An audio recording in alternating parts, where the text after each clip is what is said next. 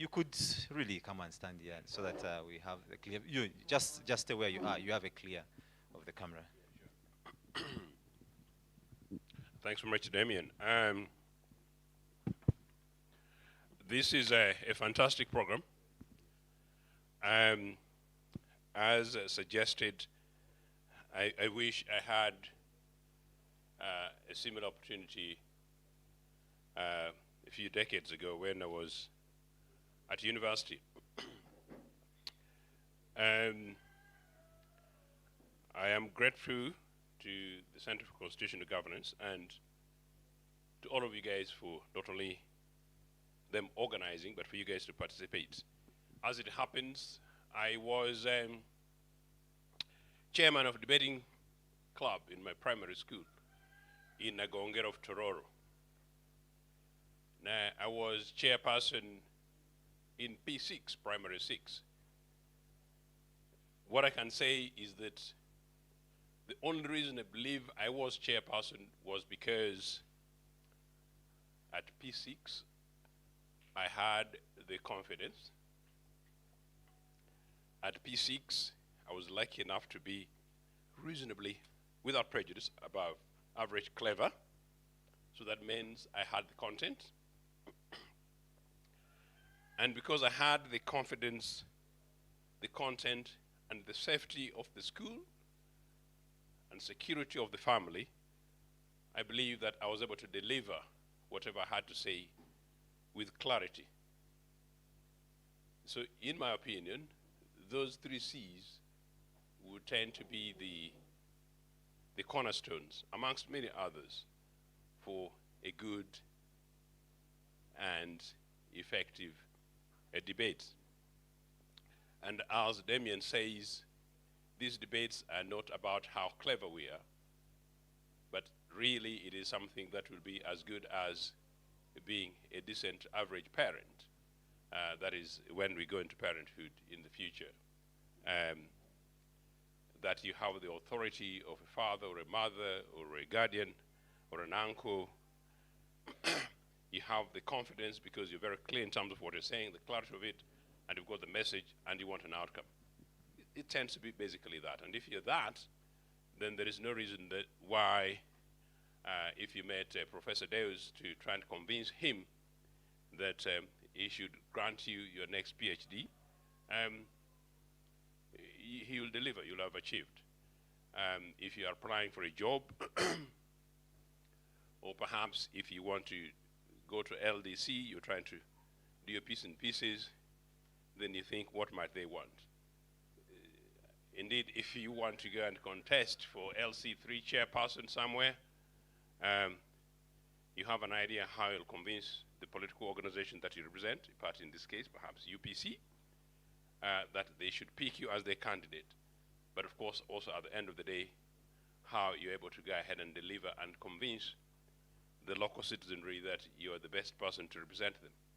So really, these things, as Damien says, it's really not necessarily about leadership in a political way, but perhaps political, particularly you young guys who face bigger challenges today, that it is also one in which if there is a possibility of a question of what happens to Entebbe International Airport, you're able to challenge those in authority with the confidence, the depth of content with evidence, a sense of clarity and responsibility without necessarily throwing stones. So just an idea that most judges and most observers, and indeed most people who will then others be the audiences that consume your ideas, including when you become the leader of Uganda Farmers Bank, that your customers will want to be able to see that that is what you're delivering.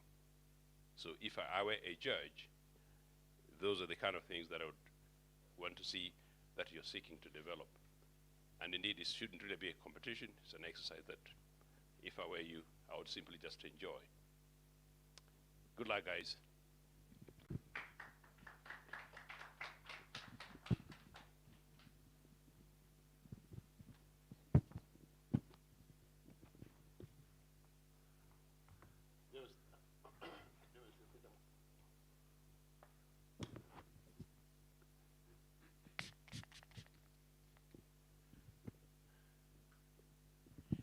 Did I finish without your permission or before your permission? Before my permission. Thank you very much, Andugu Ochendo, and thank you very much for sparing your time to be with us today. Allow me also invite Dr. Deus Kamunyu to just have a word or two. As I also welcome in our other third judge, Olga, you're welcome. Yeah, thank you.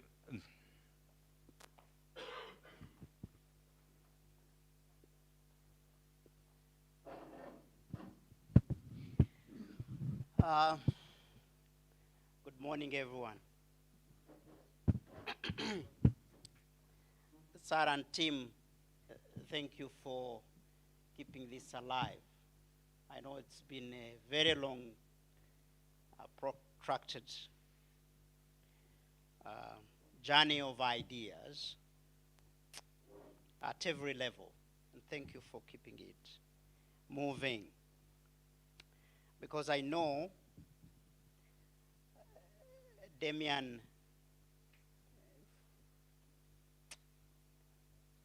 you must be responsible for some of the young leaders now in this country that occupy very sensitive positions that could change this country, the direction of this country. So don't think you're wasting time. These young people could drive this nation to the Indian Ocean or keep it rising. They can destroy it or build it. And so I have seen you build these young people, and I am without doubt it's a very good job, so don't take it lightly, because some of the young people now occupy positions. I've heard Matanda is a magistrate. So, and there are several other young people that I know that are now in parliament that have taken on. So the job you're doing is serious, so don't take it for granted. And that's to you also, because then it means what you're doing today is serious. You're thinking for your country. And I don't want you to think only for your stomach. Because a man or woman who thinks for themselves will soon be taken over by those who think for others.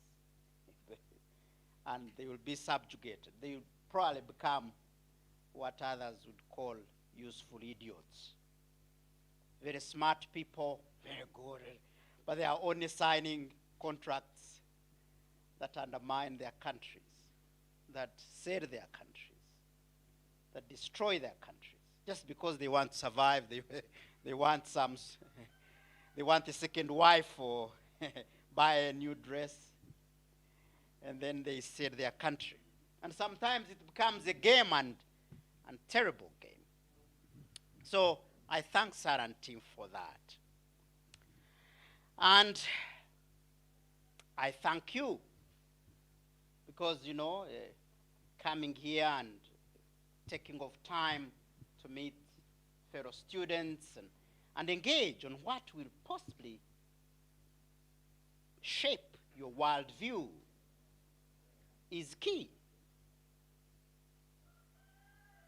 And this is where I want to go, because when this civic space thing started, I think I was there, and I felt at that time that we should change the debate a bit from challenges and the drama that comes with challenges to root causes.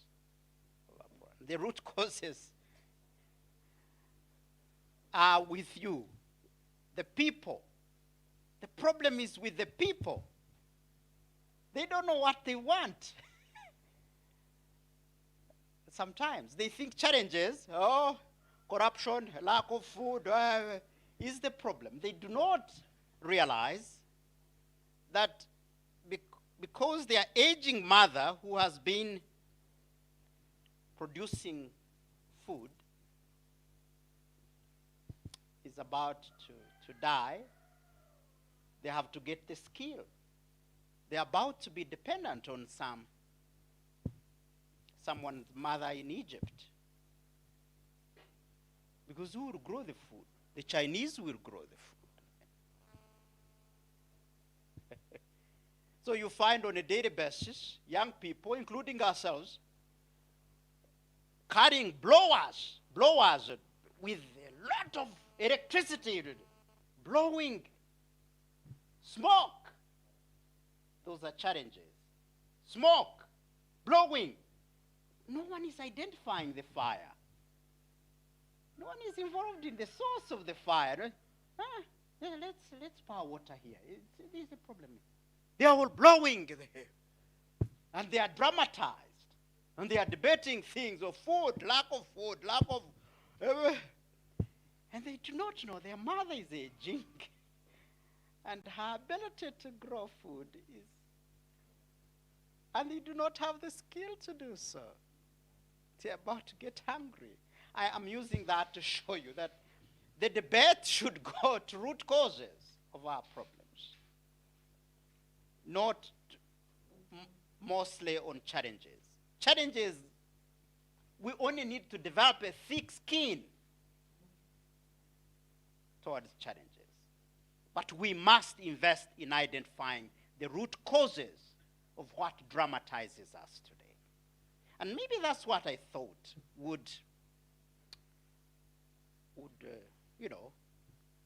carry the day going forward, that young people are interested in debating the foundations of our problems, and that they are not taken away by smoke, blowing, thinking the day will.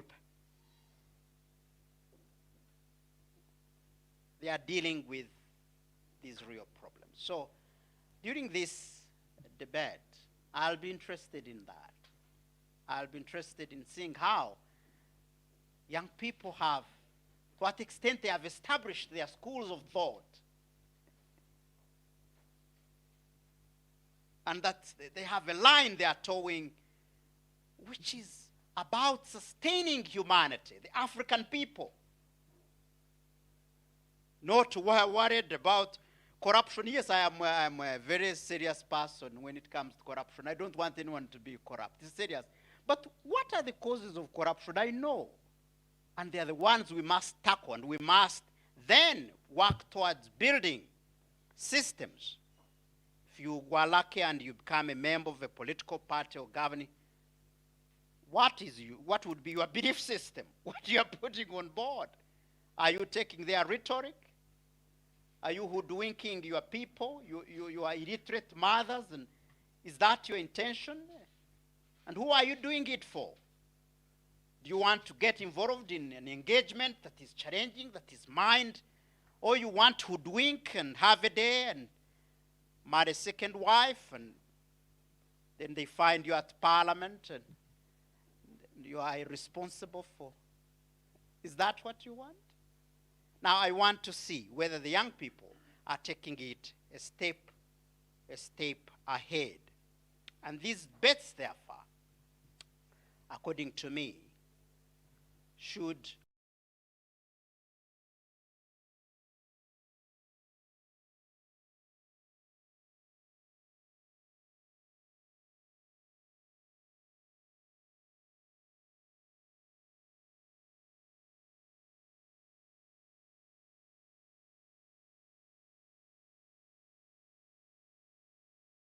it's about the people. It's about the African people. It's about us. How do we get out of this entanglement? And finally, this morning, I was talking with Joe, exchanging there. There's this new wave. China, you hear China, the West, America and China fighting. This is going to be a battlefield, the next battlefield, for over 200 years or more, or even more. How are you? How ready are you? Or you want to go in there, or you want to die at seas, running away from poverty? Nyerere used to tell us, I studied in Tanzania, that you never went to school to escape from poverty. You went to school to liberate the African people. And so do you want to spend all your lives running away from poverty? I'll be able to read it through your debating styles. Yes. Because if you work for the stomach, it means then your attempts will always be, and I have a way of reading it through your debate, through your mindset, and that's what I'll be looking for. And I wish you well in your debates. I thank you.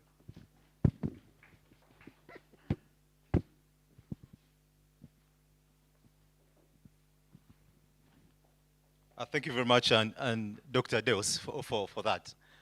I don't know how much, Olga, would you want to say a word or two in this regard? Yes. Then I also would want to have a special recognition of our Executive Director, Sarah Birete. She's walked in, but also importantly is that since we are trying to work with the situation around the COVID situation and everything, you'll need to ensure you have your masks on. At least everyone was given a mask to allow us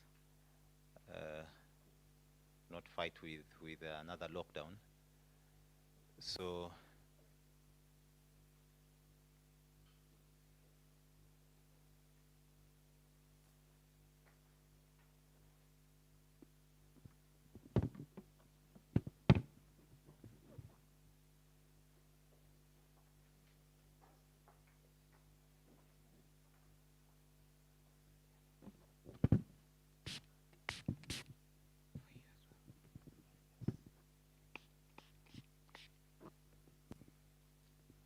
yeah, these are new normals, so we need to work with them.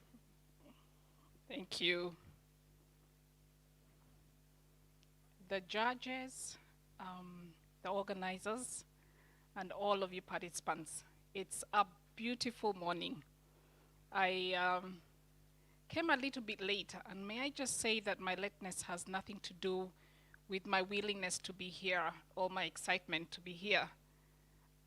My name is Olga Ruchogoza Ajiri, and as a young student, I won a lot of the public speaking competitions at the University of Makerere. And part of the reason I did that, I was able to do that, is that in my first year, instead of having a whole free morning, one of my friends visited me for a cup of tea. And she said to me, Olga, there is a public speaking class that is free at the Faculty of Mass Communication. And it was being run by Dr. Jack Smith. And I remember telling her, this is my time to chill. It's my time to, you know, my lectures are back and forth. But she convinced me to go. And I never looked back at that decision because it was a decision to grow. And so your being here today is a decision to grow. It was a decision to align myself to what God has called me to do.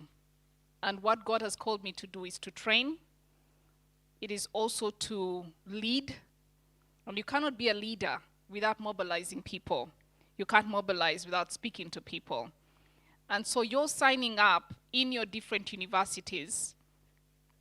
It is a decision to invest in yourself, to grow. Because we have more and more leaders who are not able to speak in parliament. We have more and more leaders who are not able to rally people around a great cause. And so may I commend you, ladies and gentlemen. Clap for yourselves. May I commend you. May I commend the organizers. May I commend everyone who is putting their weight on this, because you're investing in the future. And if you're 20, you're becoming an elder, because 70% of our population is under 30.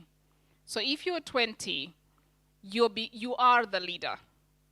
And if you're 40 like me, you're really a muzee. Let me just say that you're providing, you're just simply advising. The time for you is now, friends. And tell yourself the time is now for me to lead.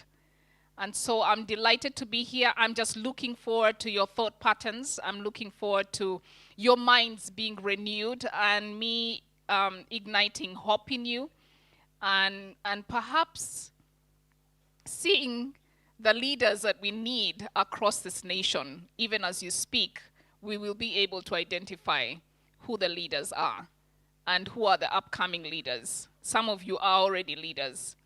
And so thank you so much for inviting me. And I am just delighted to be here.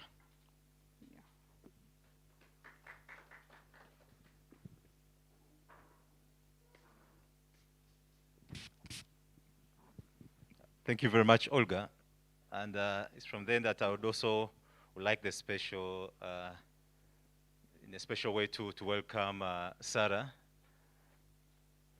to have us a word or two. Then we officially kickstart with the conversations.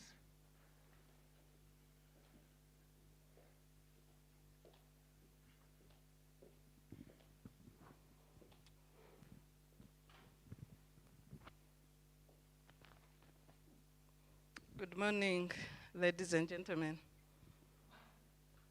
Damien, didn't the people have breakfast? Let me start with the distinguished judges. Good morning, our distinguished judges. Good morning, how are you? Good morning, gallant students of Uganda's universities. Yeah, at least that sounds like you've had some breakfast. Apologies, I walked in late. I think I haven't slept for 2 nights. I've been in Johannesburg where this new variant on COVID was discovered. And when I entered, I saw people without wearing masks and I really got scared. Please let's not drop our guard on COVID. It will destroy us. It will close your universities for another year or 2. Let's not drop our guard. And I hope all of you are immunized on that account, because it's what saves in some of the critical situations.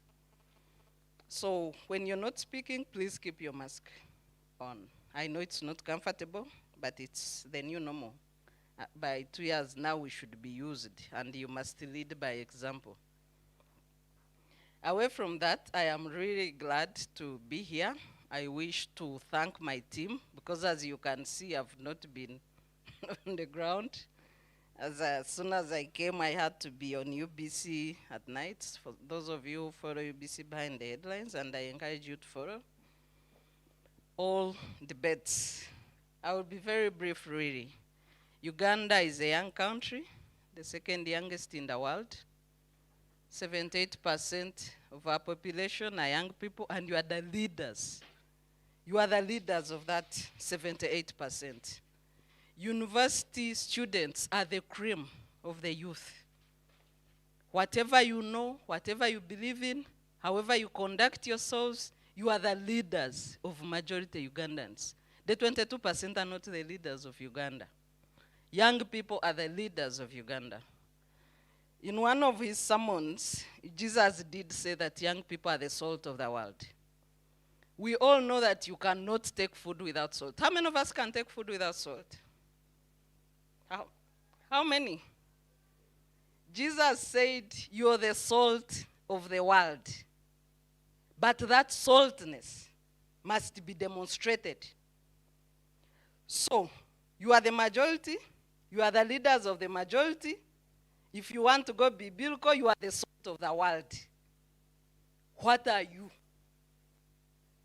There's an elder who once told me that any character of a country is told by observing the youth. Uganda's youth have 3 characteristics. The majority of you are apathetic, are too comfortable. You think politics and governance do not concern you.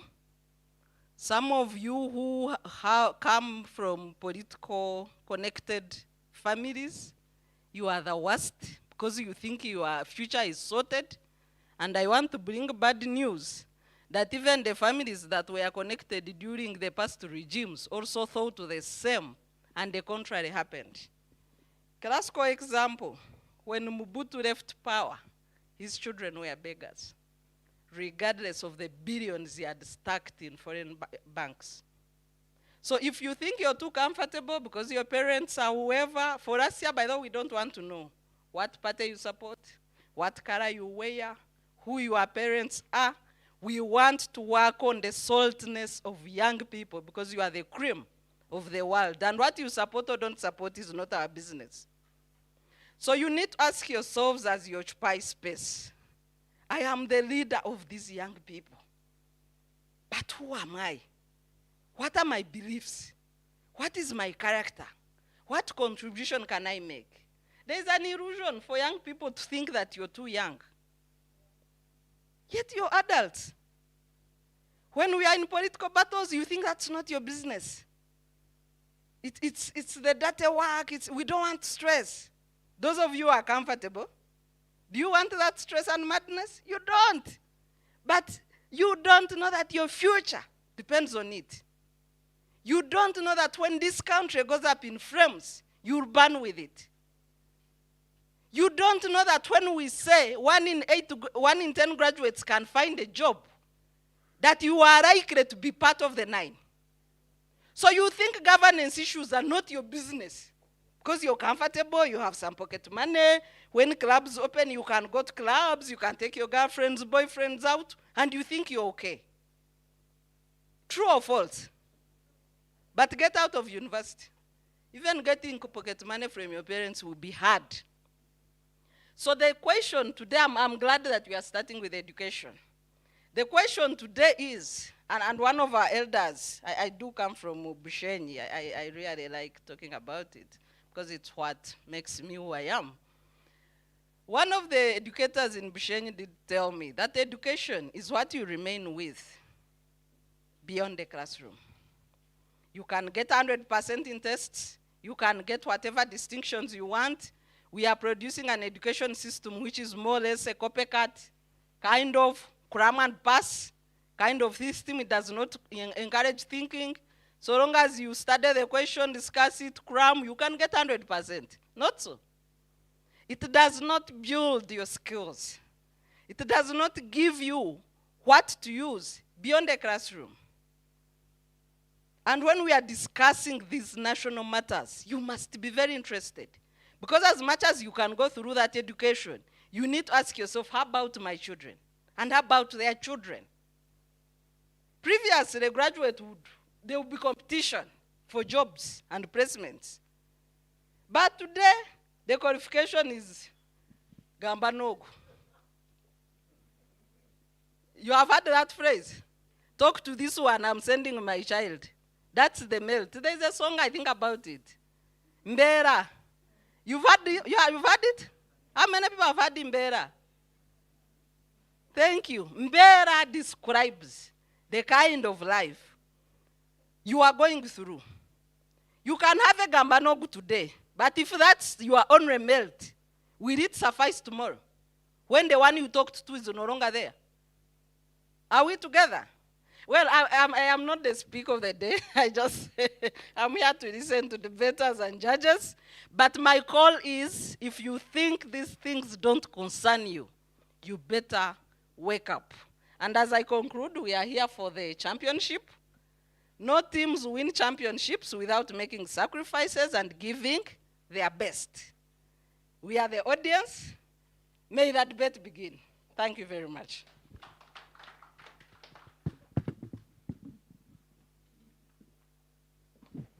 Thank you very much, Sarah. I'm sure most of these young people follow and keep watching you all over these spaces, and they're inspired by what you do. Allow me also get this opportunity to now invite our moderators, Godwin Toko and Gender Fancy, who are going to take us through this session in the morning. Toko, you're welcome. I think from this point, I would want to assume that I'll let you take over the microphone from here. Hello, everyone. Good morning. We are getting a few things fixed, and then we shall have the debates underway. I hope you're ready. Don't be shy. Don't be nervous. I know you know those things. So from what the judges and Madame Bidete have said, I want to get your views on what they've said. What do you think? What are the key lessons you've learned from their guidance today? Anybody to put up their hand and we start there? Yes, the gentleman here. Thank you very much. I'm Fred Magala from Islamic University in Uganda.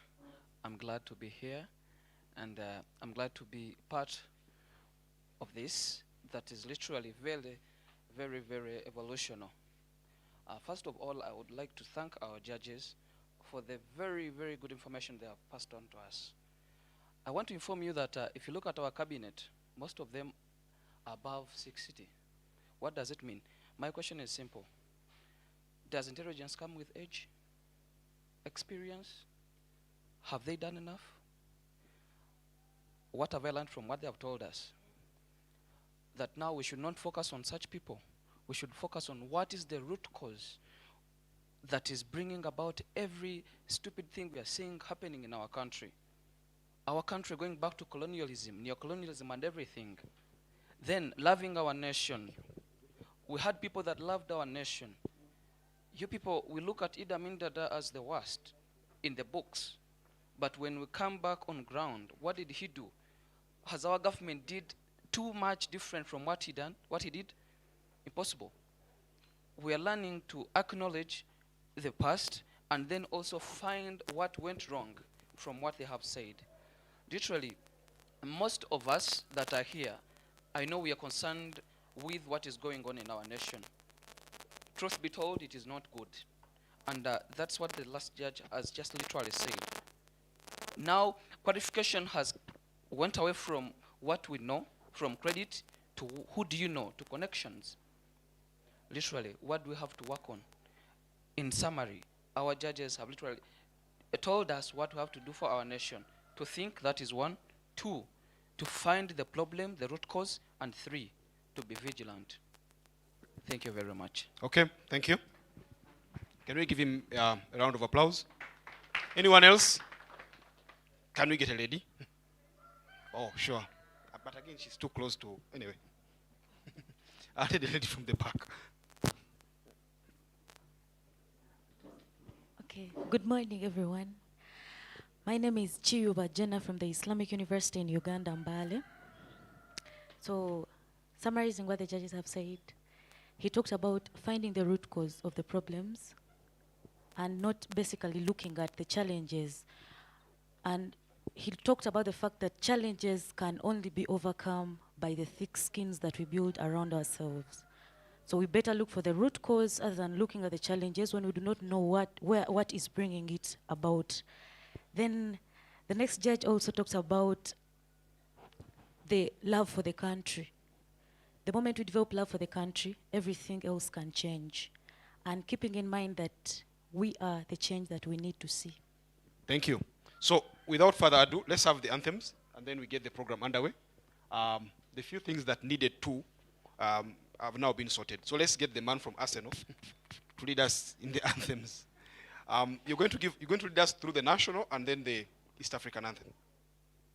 And someone will lead us in the prayer after you're done. So go to the other lady and then.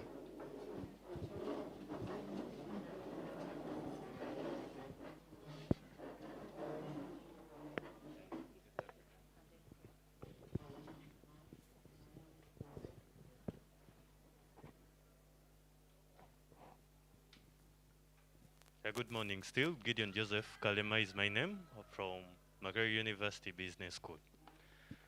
So at ease we should be for the Ugandan accent. Oh, Uganda, may God uphold thee. We lay our future in thy hand. United, free for liberty, together we'll always stand. E Mungu tomba uyilinde, jumuiya ya Afrika wa Mashariki. Uwezeshe kuishi kwa amani, tudumishe na malengo yetu. Jumuiya yetu sote tuilinde, tuwajibike, tuimarike, tumoja wetu ndi moto yetu, indu yetu. Thank you. Someone to lead us in an opening prayer. Anyone? Okay, let's get the lady since the gentleman. May we humble ourselves and pray. Almighty Father, King of Glory, we thank you so much for this day. We thank you so much for we have gathered here, King of Glory. And Father, the purpose, King of Glory, as to why we have gathered is to discuss issues, King of Glory, concerning our governance, our country. Father, we pray that, Lord, you influence our thought of thinking. And Father, you help us, King of Glory, understand the root causes of all the problems we have, and also be strategy-based, King of Glory, on solutions on how to overcome them. We thank you so much for everyone. We thank you so much for our judges, our moderators, all the participants. We thank you so much for everyone in this place and the role they play, oh God. And above it all, we ask you to forgive us where we have gone astray. Cleanse us, King of Glory, and make us worthy. May everything, King of Glory, that we do, that we say, contribute and influence all the channels, King of Glory, of this country. We pray all this through Jesus Christ, our Lord. Thank you. Thank you so much for leading us in national anthem and prayer. I welcome you to today's debate. As stated earlier, I'm Lake Gender Fancy. I'll be moderating this session with Mr. Godwin Toko. We are going to start this program with Group C. So Group C, you're going to start, and then we shall have Group B in the afternoon.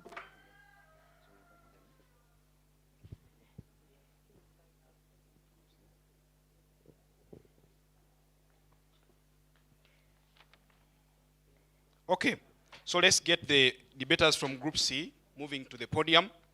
We begin with Makerere University Business School, and that is going to be represented by Miss Rita Mirembe.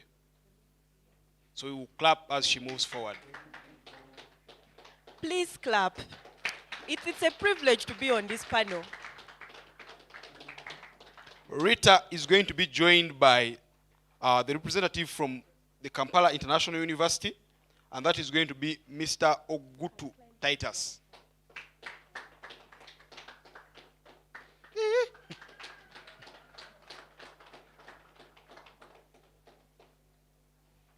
From Bishop Stewart University, we shall have Miss Atumanya Doris joining the other debaters.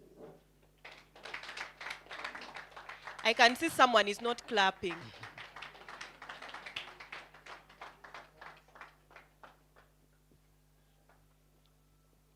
Mountains of the Moon University will be represented by Mr. Waiswa Augustine.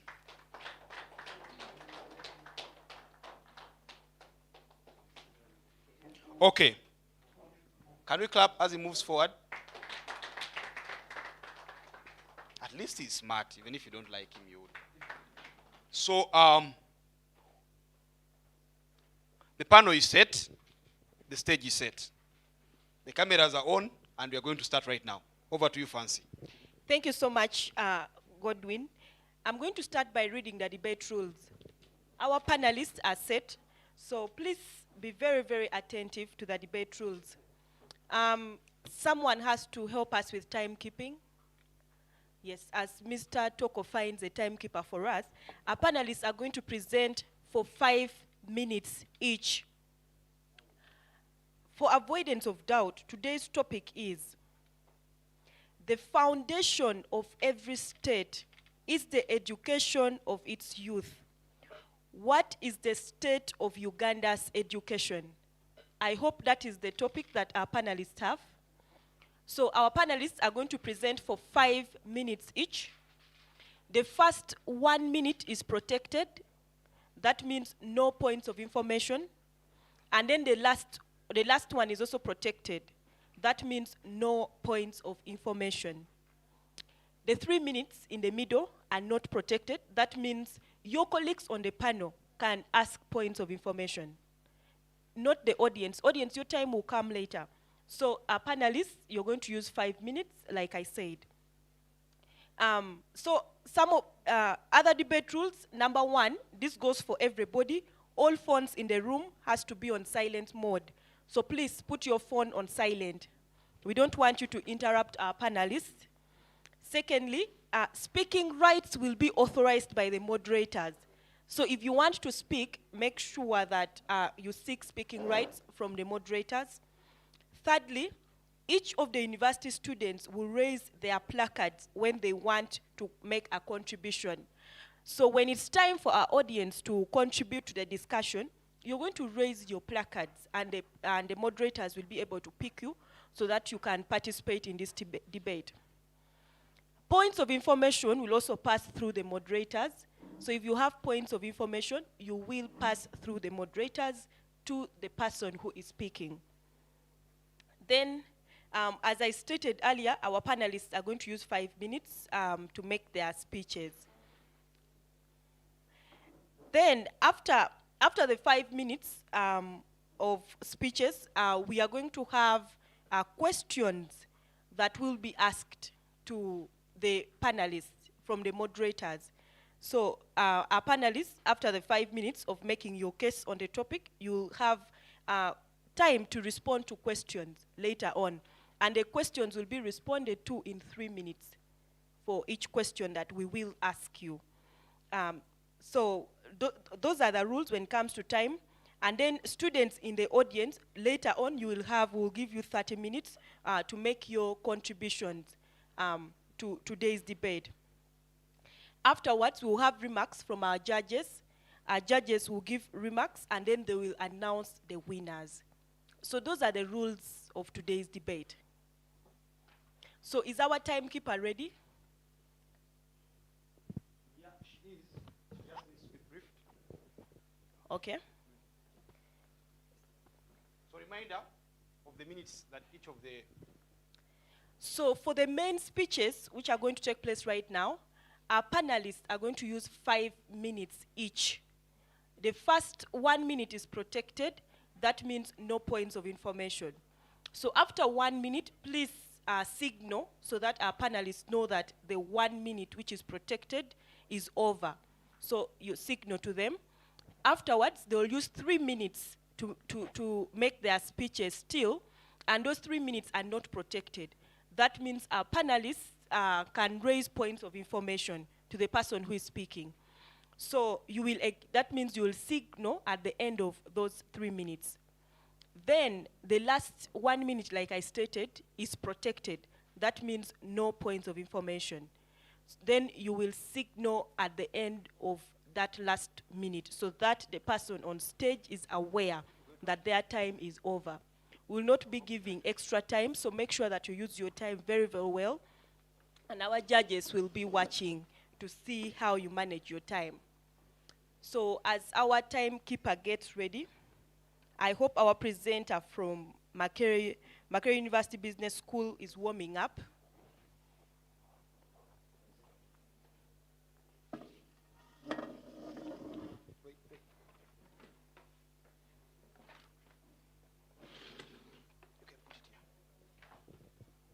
So for visibility, she's going to sit close enough so that once she communicates, you can always be in the know.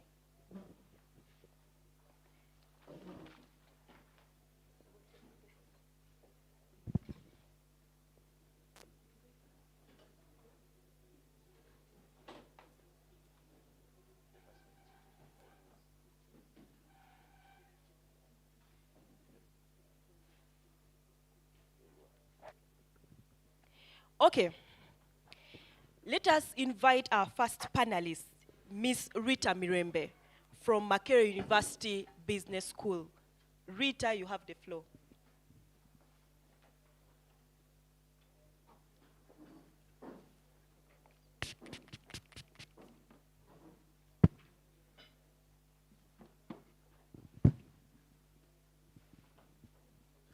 Good morning to you all. Well, today our discussion is on the state of education in Uganda today. So basically, I would like to first explain what education is. We have the informal and formal education. I would not want to ignore the informal education because this is the education that was brought forth to us by our elders, by our forefathers. The basic education that we have in our homes. The informal education is the structured education system that we have today. In Uganda today, we have the education system is structured with 7 years of elementary and 6 years of the high school education, plus the tertiary part of it. Now, I would like to bring forth to you that the youth in our education system today are the biggest number. And in our population today, approximately 75% of Uganda's population are the youth, which makes Uganda one of the youngest population. In the next 30 years, it is projected that Uganda's population will double 5 times to about 30 million, that is in about 2050, making Uganda the 21st most populous population in the world. That makes our education, our population comprised of more of the youth. So the youth are the center of the country and of the education system today. Now, I would like to look at the good things and the problems of the education system in Uganda today. First of all, I'd like to bring forth that the education system in Uganda today has slightly failed because of the failures in the policy implementations. The policies in the system today are not structured in a way that creates minds, that creates thinkers. Students are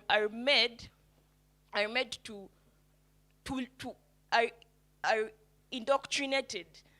I would like to call it that. They're indoctrinated, but they are not made practical thinkers. Now that will bring in I'll bring it in comparison with our neighbors in Kenya. Kenya's education system right now is one which is extremely rigorous, very practical, and aggressive. That is why Kenya is leading in East Africa when it comes to the education systems. So Uganda has lagged because of that. If only the policies are restructured, then I believe that the education system in Uganda today will improve. Another thing is the grassroots. If you look at, I'd like to bring an example of the growth of a tree. Once a tree is growing, if you're planting a tree, you will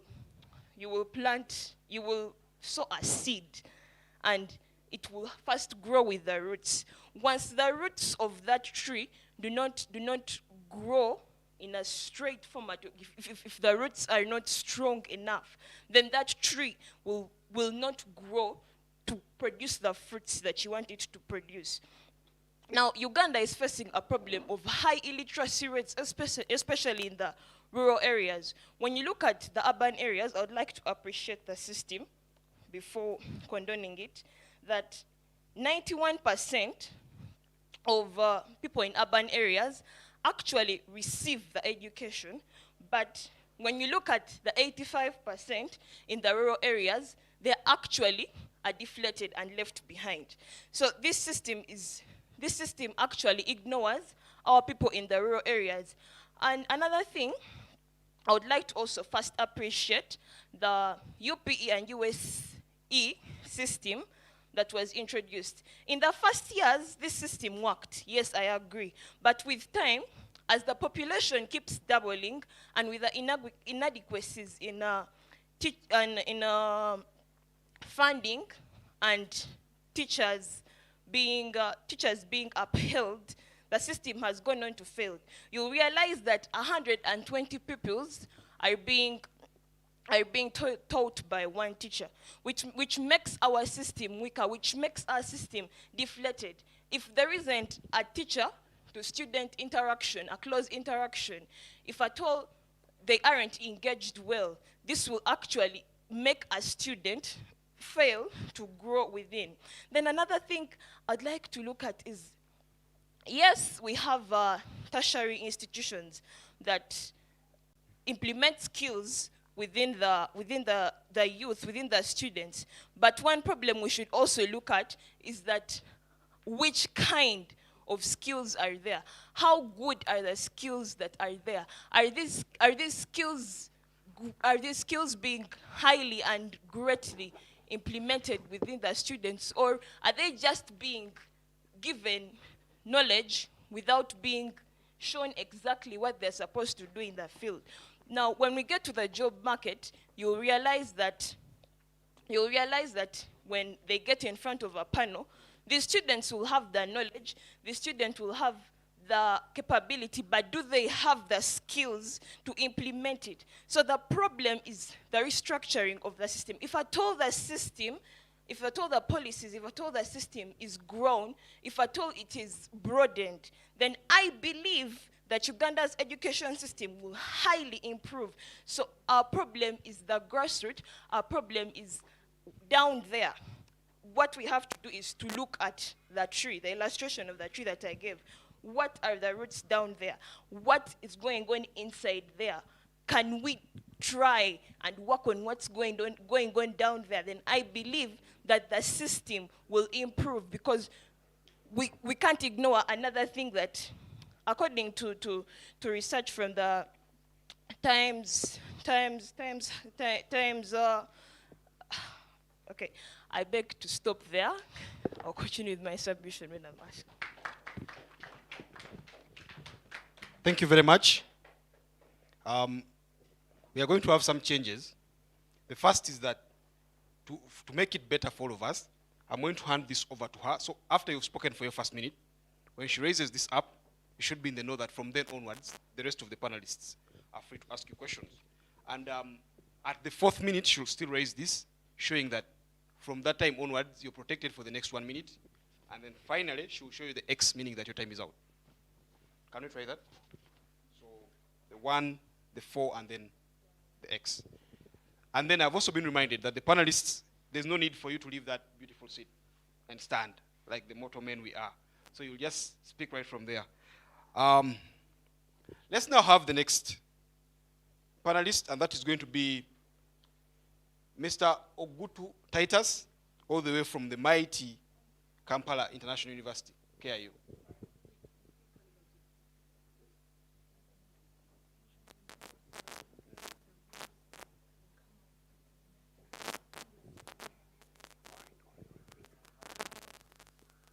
Okay. The panelists, I mean, the very distinguished panel of judges say it's better for you to stand. Yeah? That when you stand, they'll get something out of that. But if you want to sit, they say it's not the best thing, but you can sit. Yeah, at your own risk. We'll let them stand, eh? Okay. So you're going to stand here and then make your submission.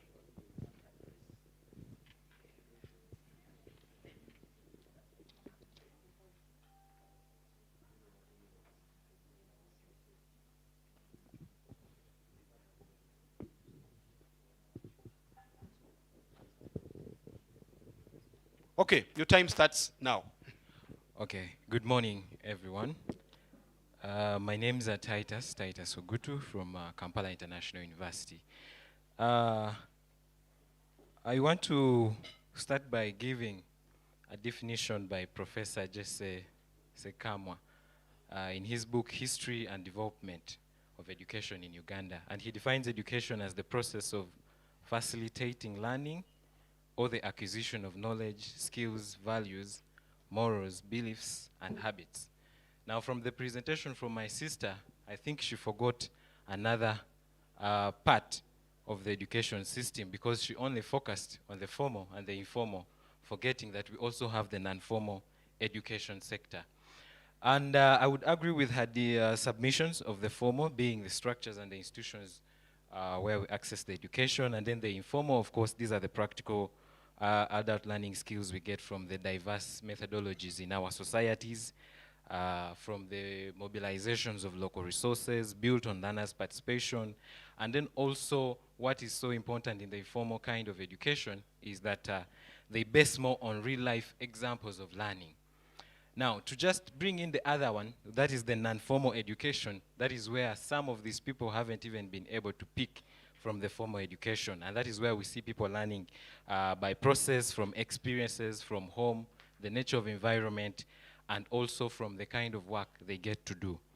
Looking at the state of Uganda's education, I would want to bring a conceptual understanding to this debate that it looks at more of a process of transmitting knowledge in a manageable lump sums.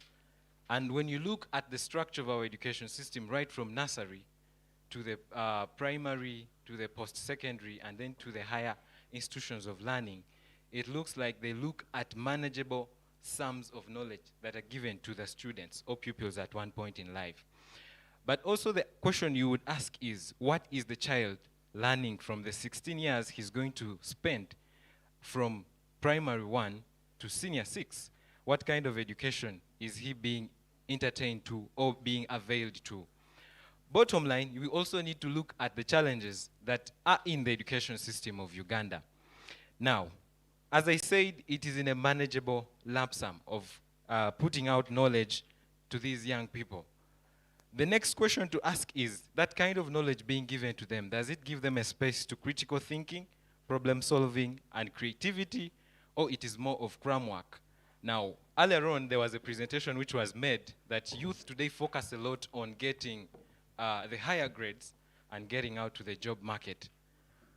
My question is that I think there is too much of cramming and getting the higher grades, and at the end of the day, they do not have a theoretical or practical understanding of what they have actually got from the 16 years. One legal scholar clearly mentioned and said that the 16 years are more of time of gaining irrelevant information equated to the time wasted in school. And that is, at the end of the day, we have the job market flooding with so many youth who are actually put in a disguise of not having the skills desired. Now, the education system of Uganda, I think, doesn't bring in a thirst to realize the comprehensive nature of the benefit of what they can get from this, from the process as they go through their education life. It is true, Nelson Mandela calls education as a weapon of change. However, when we are looking at foundations of education, we need to start from the bottom to reach the apex. Now, when we look at the Uganda education system, it is so beautiful on paper. But when you look at the universal initiatives that were brought in by the government of Uganda, the UPE system, which actually created a lot of enrollment rates rather than looking at the completion rates. Okay? There were so many enrollment rates, but looking at the completion rates, they are too low. And when you look at the study which was done in 2016, it was found that 65% of the students actually dropped out of school. So the question would be, what made them drop out at that point of their education life? Now, when it comes to the secondary, post-secondary education, it's quite interesting that a person is given to access education with 18 subjects. So I ask myself, what is so important in those 18 subjects? Yet after 2 years, you're going to be asked to look at priorities to take on the compulsory subjects at one point. That's why we are having confusion in the advanced levels, whereby a person has done PCB and ends up doing mass communication. So you ask the question, what was he studying? Did he actually do the desires that he needed so as to give him an opportunity to have solutions to problems and also be creative for personal development? Now, we don't have to actually ignore the other circumstances that we are undergoing as per in terms of funding of these institutions and also, okay, thank you. Thank you so much, Mr. Ogutu Titus from Kampala International University. Let us welcome our next panelist, that is Mr. Waiswa Augustine.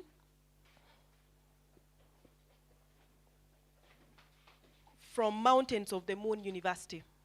Thank you.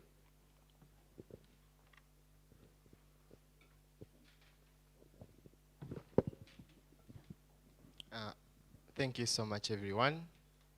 For purposes of audibility, you'll allow me excuse myself with a mask, and I will do my presentation right away. Start.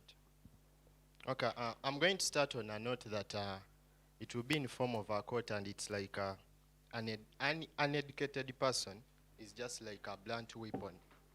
It's just like a gun without bullets.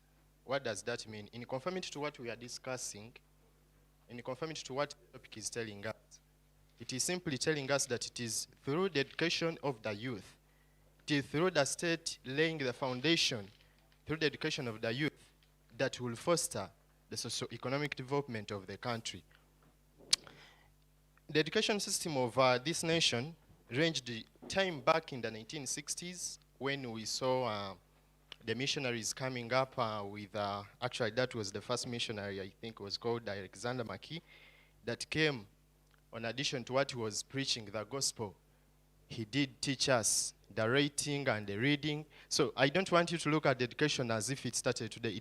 It is sometime long back ago, and that's how things have been coming up.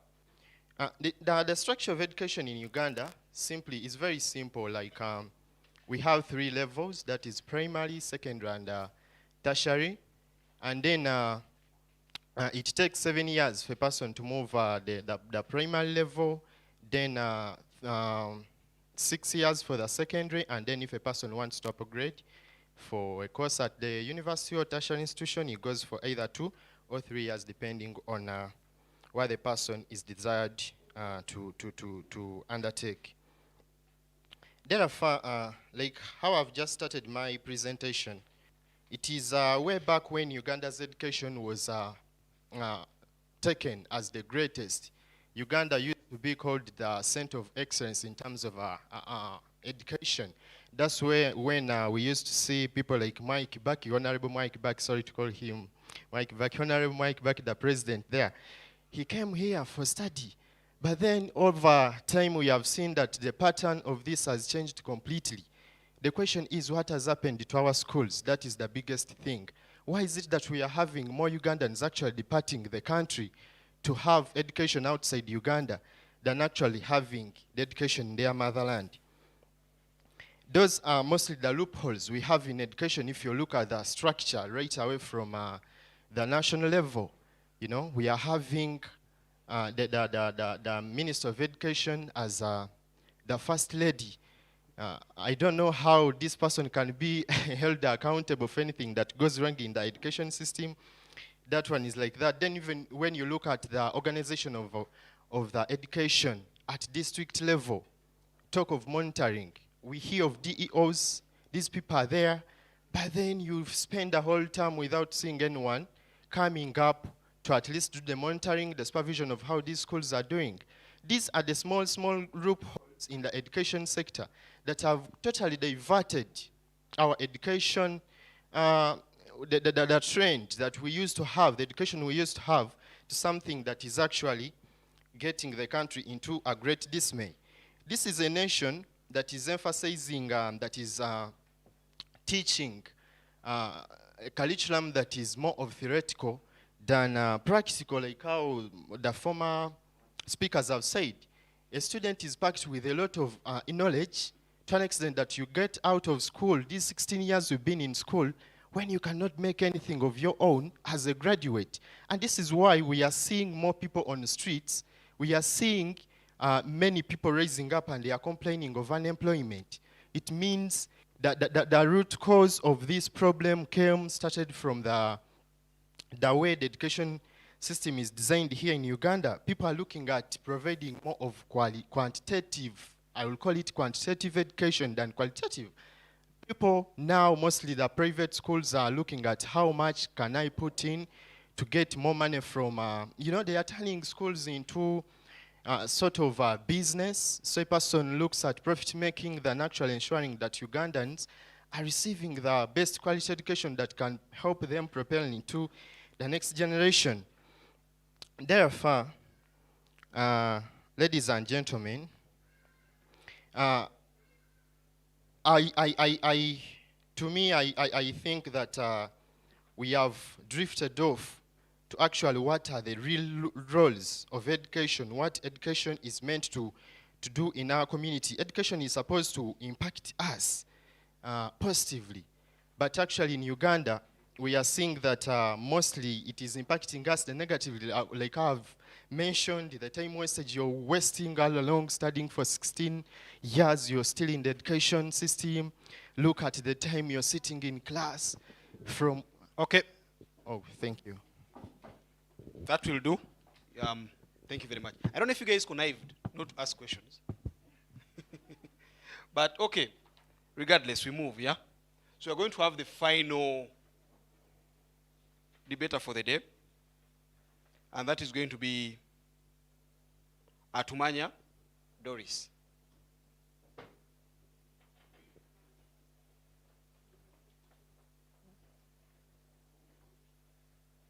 Atumanya Doris is from the mighty Bishop Stewart University. And there she is. The floor is yours, madam, and your time starts now. Protocol observed. Matters of time, for the matter of time, my name is Doris Atumanya from Bishop Stewart University. I'm here with a team of, we are a team of 4 people. I'm representing them. Panel, I'm going to discuss this topic basing on a few questions, and those questions will guide me to discuss the topic. Like the topic says, the foundation of every state is the education of its youth. What's the state of Uganda's education? I will answer this, I'll discuss this topic under these questions. 1, is the education of Uganda beneficial? 2, how is it helping? 3, what are the problems? 4, what are the causes of those problems? And what can be done to solve those problems by different people? Like we said, if you say the foundation of every state, it means that you're basing on the coming years, perhaps how will the country be? And if you talk about the youth, currently we are the very many people in schools, basing on what the former panelists here said, and they talked about education. We have the formal, the informal, then the non-formal education. Is Uganda's education system nowadays beneficial? To a certain extent, it is not beneficial, and to a certain extent, it is beneficial. Now I'm going to look at 2 areas. 1, I'm going to look at how education was before COVID-19 came in, and how education is in these times of COVID-19, since they announced the lockdown to the schools. How was it beneficial? It was beneficial in the way that people were studying at the end of the day. Some work, like someone talked about whom do you know, and they gained work, but some people were not working at the end of their school. So that means that to a higher level, I would say some people would go to schools and go back home and sleep. To a smaller level, some people would gain work. How is it helping? To us, the youth, our education by that time was not helping, because basically, as the youth were looking at the skills, what do you know after? Because some people would go to school, come back. When you're in the field, they're asking you a 5-year experience, and you've been in school, you just came for 1 year, and you don't have any experience. So it would not be helping in that case. What were the problems by that time? The problems we had were these ones. We had evaluation, administration, management, curriculum, and sensitization. Those were the problems that we had before COVID came in. Evaluation in this way that most teachers were not evaluated. Who is supposed to teach what and where and in which way? Students themselves, their evaluation was really poor, in that a student will go, pay a lecturer or pay a teacher, and they get marks for free. Administration. How was the administration working by that time? Some people would choose to do what they want, not what they are supposed to do as administrators. And you look at the management was really poor, in that those people will come in, put in laws, policies, and they tell the administration, please go and implement this. In the way that they don't look at how are these things going to be implemented and how are they going to be effective. 3, look at the curriculum. Before they introduced the new curriculum to the senior ones, it was a curriculum whereby you go in class, cram, do an exam, and go home. And it was not really helping. When you look at sensitization, teachers themselves, and you look at the parents, they are not sensitized on how is education effective. You tell a parent, you know, most parents, they are at home, they don't even bother for one to go to what? To school, and it becomes a problem. Another thing is going to look at what caused that.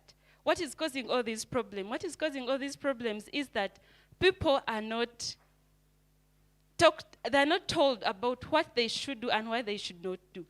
I'm going to look at what should be done. In COVID, before COVID and after COVID, what are you going to look at? We pray that the government, one, should look at how they can help all schools in the country get the resources, get what they need to make sure that schools go on very well. Two, we pray that the Ministry of Education, led by the First Lady, should look at how management should be handled in different schools, because management is a key in that if the management is poor and the administration is poor, nothing will go very well in any school that is around. We pray that you look at evaluation. How is everything evaluated? Which teachers are in schools and how are they teaching? One, you look at these teachers, they're always in schools, but they're not really certain and they're not sure of what they are doing, and it becomes a problem. My time is up, and yeah, that's it. Thank you. Thank you so much. Please clap for our panelists. Thank you so much to our panelists for your main speeches.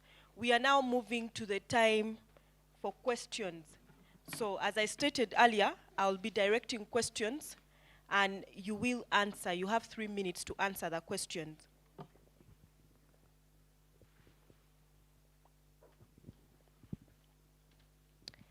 My first question goes to Ms. Rita Mirembe from Makerere University Business School. How relevant is education in Uganda today?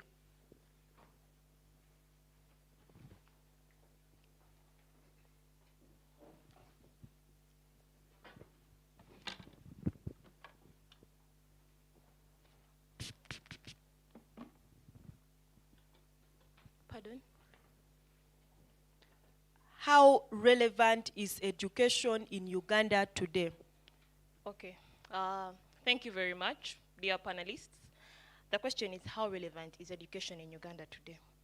Well, education in Uganda today is, to a greater extent, it has become irrelevant. Why? First of all, when I came and I made my introduction, I talked about the lack of skill implementation within the students. Now, without skills, the students cannot evolve. Students cannot think. They cannot create. Now, students are given a mindset that I'm going to study, and after studying, I will have to go to one office. But how many of you in this room are thinking of being job creators? Are thinking of vast spaces? What do you want to grow into? Now that is my question. I would like to quote Miguel Cardona, the Education Secretary of the USA. I like what he said. He said that for school kids to think, the education system needs to evolve. And if our education system has not yet evolved, then how do we expect the students to grow? How do we expect the society to grow? We should not forget that education is a key role play in the society today. If at all the education system is weak, then the entire system of governance will be weak. Now, I'd like to bring in an aspect of role play. Yes, the governance has a role to play, but even us as people, we have a role to play. When we go to our systems back in the rural areas, because the rural area is one of the areas that is highly low when it comes to education. They are highly deflated when it comes to education. That is where I would like to center right now. If at all sensitization is thrown to the rural areas to show them the importance of education, then I believe that education in Uganda will become more relevant. Because as years have flew by, the education has actually become extremely irrelevant, that even if I would move to another country with Uganda's education system, I may fail to thrive. May, quote me right, may fail to thrive, unless I've added on my own skills as a person, which I've greatly talked about. Role play. You as people, you as the youth, have a role to play. What have you done for yourself, you as a person? What quality have you added to yourself in order to grow? Okay, I beg to stop there. My time is done. Yes. Thank you. My next question is to Kampala International University. That is Mr. Ogutu Titus. Please take the podium.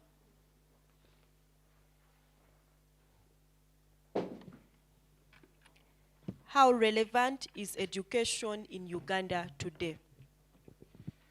From my definition, I said the education being given should be able to create students who can have skills of problem solving and also be of a creative nature. So definitely I would say yes, education is relevant, because without education, you're like a weapon without bullets.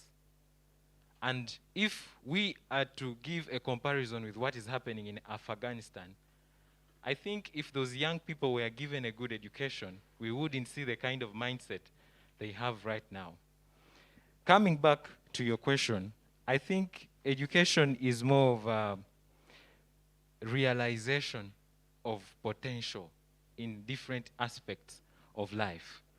That is how relevant it is. Because if we are going to say that we need to have a developed Uganda come 2050, then that means we need a good education to have the good leaders we desire. And also we need to realize that it's a factor of change. I mean, when you're growing up, a baby doesn't just wake up one morning and he's running in the house. He starts by crawling step by step, and at the end of the day, he's walking. So to me, education is very, very relevant. Now, I will also want to just mention a few things to also qualify the relevancy of education. If we didn't have education, I mean, I wouldn't be standing here to even make these comments. Not all of us haven't gotten this chance or this platform to say out some of things that are of value to this country, but it's because of education that we are up to here. However, for it to be relevant, I would wish it to be in three phases. One, suitable environment, access should be provided. Secondly, the quality that is being looked out should also be managed. And lastly, the outcome should be satisfactory. Let the government stop. I know of schools whereby the person who is teaching does not even have the qualifications to pass to the students. So I think that one goes on the side of the role players, as my colleague was saying. But as young people, with the global times that are changing, education is relevant for each one of us. Thank you. Thank you. Mr. Waiswa Augustine, please take the stage. From Mountains of the Moon University. My question is, how relevant is education in Uganda today? Well, from the definition of education, like how the first panelist defined it, education is known as the only discipline through which people acquire knowledge, people acquire skills, and it is through the knowledge and the skills you're acquiring that you're going to impact the community. That's one. Two, we are seeing that education is helping us to increase production. For example, take an example of, I will quote Professor Ogwang Patrick, the professor that of recently manufactured Covidex. This one is a product of education. Had he not gone to school, we will not have such kind of innovations coming on table. So we are seeing that it's because of education that such kind of things are coming on table. Then there is even behavior change. There is no way an educated person will behave similar to a person that is not educated. That is, visually evident to every person. There is the way we conduct, the way you conduct yourself to the community, the way you relate to every person around you, the way you analyze issues. This is because you are educated, and that's the role of education. We are seeing that it is through education that we come to, look, this is a gathering. The debaters have come together, and it's because of the education we have acquired through our various institutions. We have been baked as debaters, and we are coming to have this kind of social gatherings. Last night we had the barbecue, like, you know, those kind of, and it is through those kind of coming together, the gatherings, that we get connections, you know. You don't know the person, how the person is going to be tomorrow, the person you're relating with today. And then we are seeing that education is even promoting talents. This is a talent, debating is a talent, we all understand that. And it's because for you, you're getting to school, you're getting educated. We are seeing that there is realization of talents and promotion of talents. Then modernization, development of the country. There is a quote that goes that whoever desires to shatter the development of a nation, close a school. If you want to shatter the development, just close a school. We see that it is the education, people acquiring this kind of skills, the knowledge, that people are going to come up, evolve different kind of innovations, come up with a lot of things that are going to bring about socio-economic transformation of this nation. Thank you. Thank you. Ms. Atumanya Doris from Bishop Stewart University, take the podium.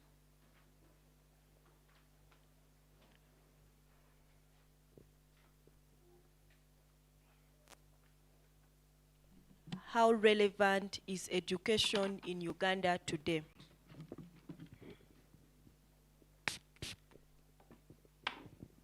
Thank you. According to the three types of education that we have, that is the formal, the informal, and the non-formal, education is relevant to a bigger percentage in Uganda today because, one, when you look at the formal education, that includes the curriculum and that is always planned and brought in by the ministry, and people always have that education.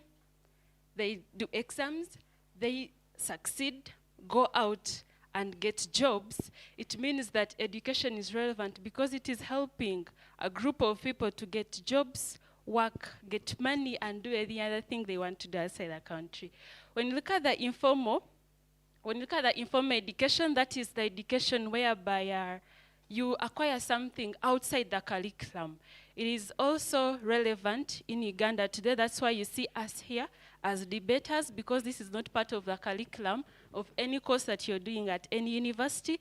It means that education is really relevant because it is helping us to have our talents come out, have our skills, the little that we have.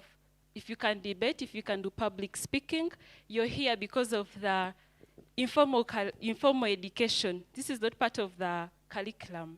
When you look at the non-formal education, that is the education that you acquire the day that you come to this earth, including the second languages that we have, the first languages, and that is also a success and really relevant in Uganda today, in that it helps us as we are growing in that process. We change from a state to another.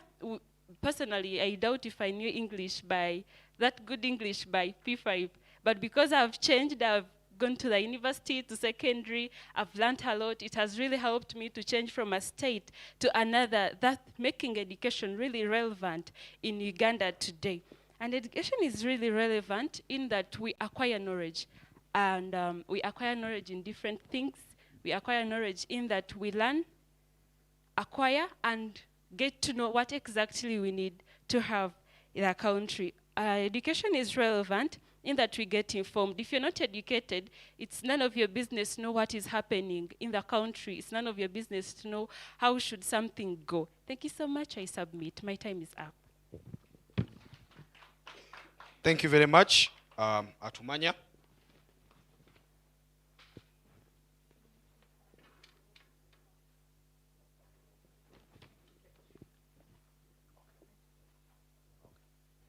So You guys are not clapping. It's like a national concert now. Eh? Everyone is saying these guys are not clapping. There is COVID, there are bombs, then you guys not clapping. It's like number 3 and then ADF. But anyway, let's move. Let's continue the discussion. So we shall have the next round of questions. And I'm going to begin with Rita. Rita comes from MOPS. So Rita and the other panelists, it's going to be the same question, as you've noticed with what Gender just did. We want to know from you, what's the state of education in Uganda today? When you look at it, what comes to your mind? Just describe for us the state of education in Uganda today, in your own words.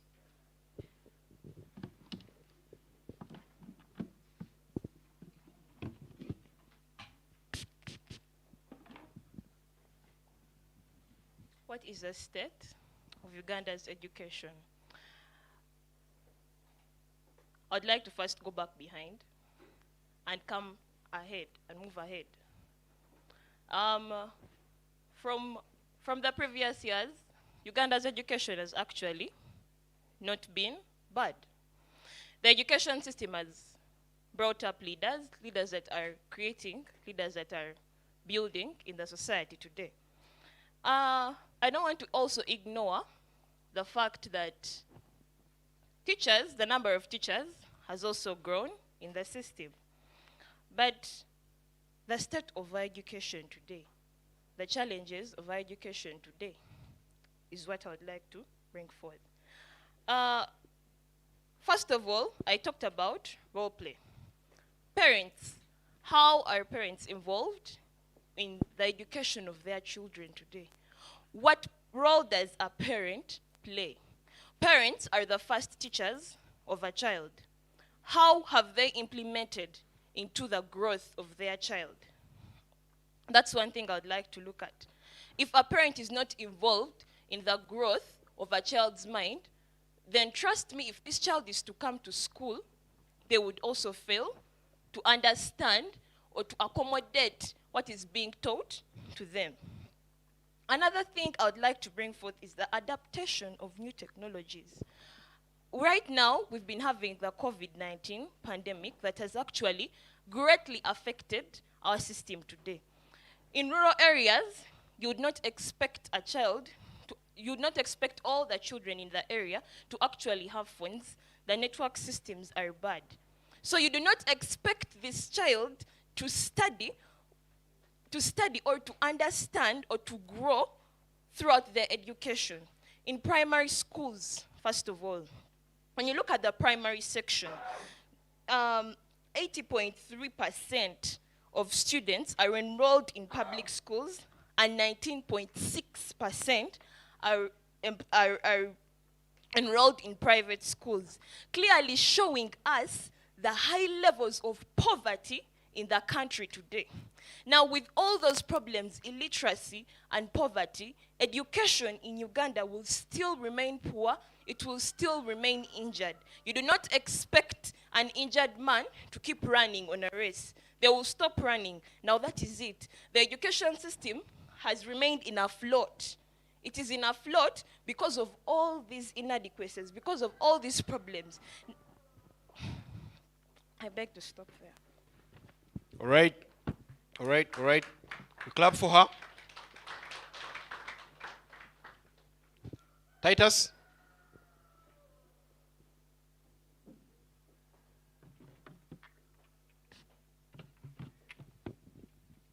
Okay, the state of Uganda's education system. I earlier on mentioned access, quality, outcomes. Now, the state of our education system is not that all good. Is not all that good, but the structures are being put in place, but do they meet the satisfactory standard that we need as young people growing at a high rate and exposed to a global world with too much technology? That's an important question. As the world is developing, we are thinking of providing radios. So just to mention that, I think we are limited by academic infrastructure. And then the other thing you would mention is do we believe in our education system itself? Because we are in a country where those who are in government prefer to take their children to the UK than the very schools provided in here. So you ask yourself one question, a peasant in Mbarara asking himself, why would I take my child to school? But to put that aside, as I said, we lack academic infrastructure. Schools are not near the children. Many of the children in rural areas have to travel a good distance to acquire this education. We are also characterized by high rates of dropout rates. As I mentioned, that there is too much enrollment rates, but the completion rates are not considered. But surprisingly and interestingly, of course, Makerere is going to show you that 30,000 or 2,000 have graduated in a particular year. But have you looked at the dropout rates? So I think there is no belief system that is being impacted into these young students studying.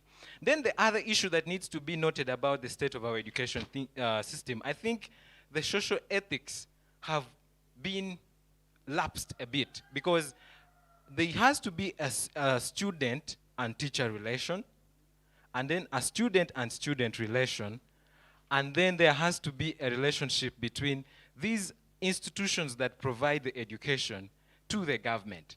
And because of some of those loopholes, the access bit of it, we would say yes, but come to think of it again, yes, we have UPE, but you have to provide the uniforms, the books, and then you have to pay the development fund. Unfortunately, some parents can't pay that. Thank you so much. The timekeeper isn't as kind, so it's time up. So let's move. Let's have Waiswa from Mountains of the Moon University. All right, thank you so much once again. What is the state of Uganda's education today? Simple. The education system of Uganda is under lockdown. The education system of Uganda has been under lockdown since 2019, when the global pandemic of COVID-19 was declared. We have seen that schools have been locked up. When these schools are locked up, what are we seeing? We are seeing that that means 15 million school-going children are home stranded, having no plan for tomorrow. It's right now, you ask someone, which class are you, and the person will tell you, in 2019, I was in P1. So it is upon you to sort yourself, which class am I. That's the education system we are having currently in Uganda. And then we are seeing that because of that fact that schools have been locked up, we are seeing private schools really suffering a lot, and actually most of them are getting out of business. People of the loans are coming on their doors. They are like, you people, you want our money, but then you're requesting for money from a person that has been locked up for 2 years, close to 3 years. The person is not working. So the private schools are getting out of business as we talk today, and that is the education system of Uganda. Then, actually, particularly right now, it is the children of the rich that are accessing education. Look at it in these two angles. Of recent, international schools opened, and then those are the students, the children of the rich that could access such schools. Even if you open an international school, this local person of Uganda, the local parent, will not afford it. So that one simply means that it is the children of the rich that are accessing currently the education in Uganda. Then look at it also in this way, that even if you opt to go for basic training and coaching, like how we call it, let me take my kid for coaching. If you don't have money, trust me, you'll not manage this kind of training. So that's why I zealed it, and I said currently the education system of Uganda, it is the children of the rich that are accessing the education. And then we have seen in this time so much of teenage pregnancies. I was watching news on NBS TV. They were showing that 39,000 Ugandan girls got pregnant within just a period of this recent lockdown we are from. So this symbolizes and characterizes the education in Uganda currently. Thank you so much. Wow, thank you. Yes. Let's go to Atumanya Doris from Bishop Stewart University.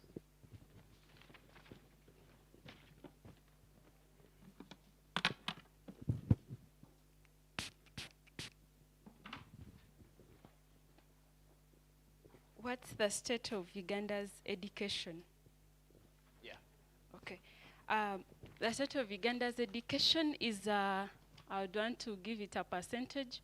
It is 50-50. Why?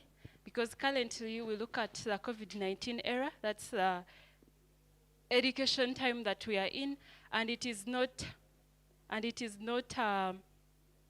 good in that it is favoring few people. The state is that very many people are dropped out.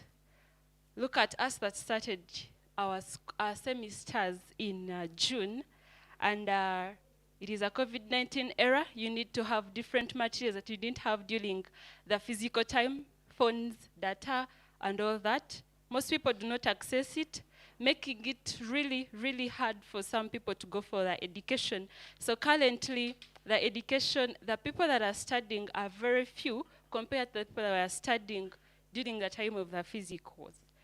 The state of education today in Uganda is poor in that it is favoring people that can afford, and it is not favoring those that cannot afford. And it is not helping in that it has maintained whatever was there, even when we are affected by COVID-19. The tuition is still the same. It is even going to an increment, and you have to still purchase some other things to use, like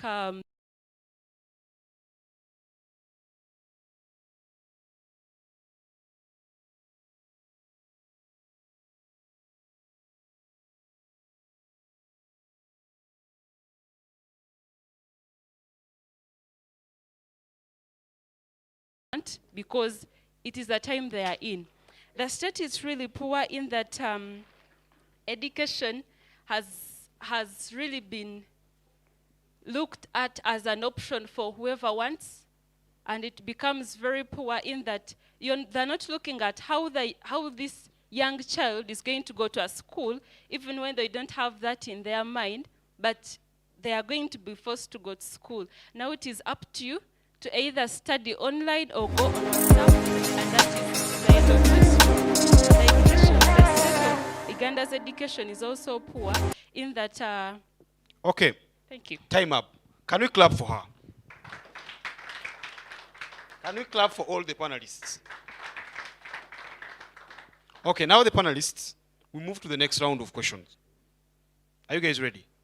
You need to first breathe in and breathe out. You want to stand up and stretch? Okay. So in the interest of time, let's move to the next round of questions, and that's the third round of questions.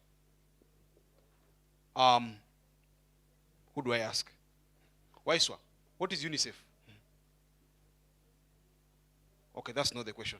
Though you failed that one. Luckily, it's not the question. Now here's the question. Uganda's schools have been closed for the longest time during the COVID-19 pandemic, according to UNICEF reports. Was this decision right? Should I repeat the question?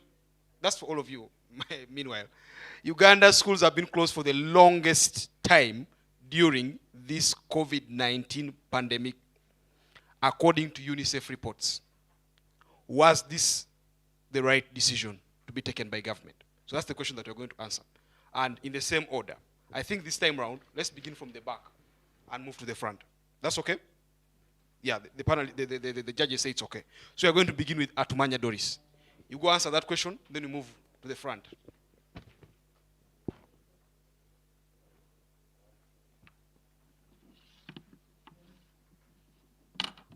Okay, Uganda's.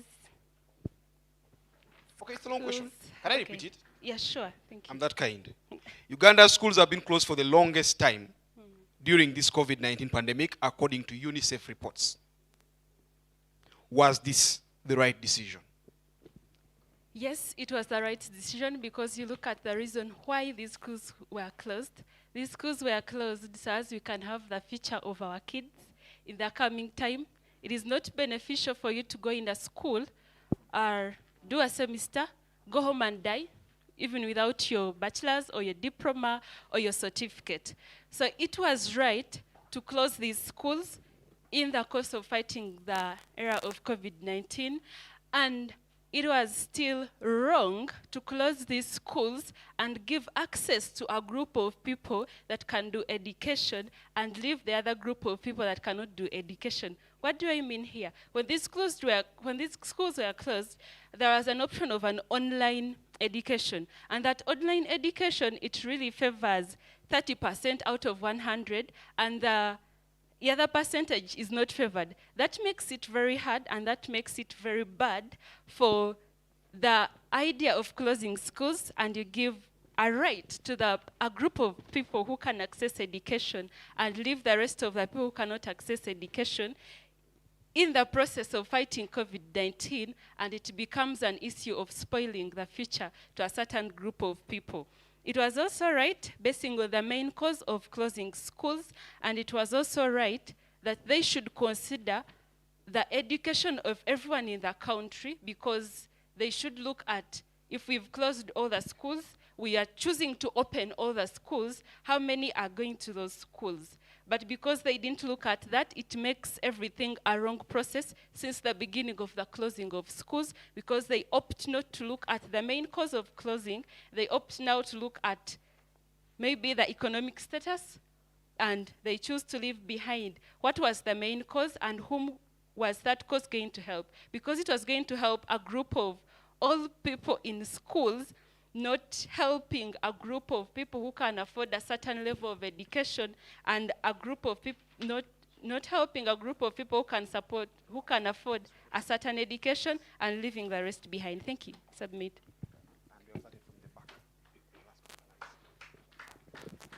Thank you very much, Doris. Waiswa, I think you follow Doris. Starting from behind, right? So it's it's now your time. Answer that question and make your submission. You see, I don't agree with the former speaker to tell us that really it was the right decision for us to close these schools. Because we have seen that we are getting more of repercussions. The long-term effects of the closing are going to affect us. Actually, they have started affecting us, and they will affect us throughout the whole generation. Now, a question to her. If really this was the right decision to take, I want you to imagine and ask yourself, what is going to be the competence level of the labor force of tomorrow? People that are going to work in public and private sector. These are people that are being half-baked right now today, that are not going to school, but it is the labor we are looking at tomorrow. So how is that going to be? I would wish that I say it was not necessary for us to go for a total lockdown, because we had the following options. One, we could study in shifts, because the whole narrative was, if we all in schools, we are going not to observe the SOPs, the social distancing, what. So if the classroom is 50 students, have 20 at a go, let them study in shifts, and they have this social distancing. Two, have peaceful observation of the SOPs. These SOPs were given to us right away from the start when the world declared this one a global pandemic. So we could just social distance, have these SOPs into play, then studying could continue. Three, we could look at curriculum review. We are having much of things that are on the curriculum, foreign topics, that are not benefiting us as a nation. If at least we could scrap off most of these, and we have a little that we can deliver to this student in the little time we have, rather than keeping this student at lock. And then we could even have online classes, like how she mentioned. Let the government intervene now through the NITA. Have these taxes of internet waived, and people can access internet such that we enhance online classes. Then we could even go as far as having vaccination alongside studying. Right now, the president said that for you to go to schools, you must have gotten vaccinated. But then, are the vaccines available? If we go by that, aren't we going to take a lot of time waiting for China to donate for us such that we go for schooling? Thank you so much. Thank you so much. Let's have Titus, in the interest of time. Titus, take the floor. Okay. Some of the options provided by my colleague who has just been on the floor, I would agree with some of them and totally disagree with the rest. So you spoke about shifts. Let's be realistic. When lockdown was put in place, in fact, if we are talking about the foundations of the education system, those babies are still at home up to today. The nursery schools, they are still at home up to today.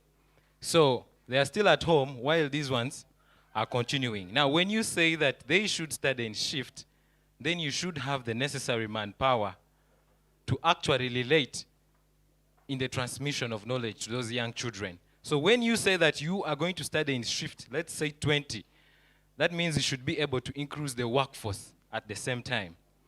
If you're going to say that you should have vaccination alongside education, then you should be realistic that you should be able to have the vaccinations. Come to think of it, when did we receive the vaccines? What was the period we received the vaccines? After a very long time. I mean, we even started thinking of opening the schools after we had got another epidemic of teenage pregnancy around the whole country. And parents are saying, open schools, and I think the government